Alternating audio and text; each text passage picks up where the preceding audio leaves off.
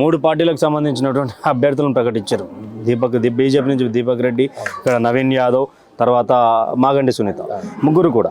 అంటే 100 కోట్లు ఖర్చు అయ్యేటువంటి ఉప ఎన్నిక ఇది. 100 కోట్లు 1000 కోట్లు అనుకోవచ్చు. కాస్ట్లీ ఎలక్షన్ ఇది. దాన్ని జీవన్ తట్టుకుంటాడా?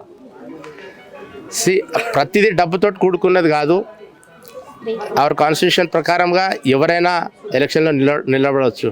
అయితే డబ్బులు మీరు అన్నట్టు 100 కోట్లు ఉండొచ్చు, కానీ నా దగ్గర ఆ 100 కోట్ల ప్రేమ, పబ్లిక్ సపోర్ట్ నా దగ్గర ఉంది.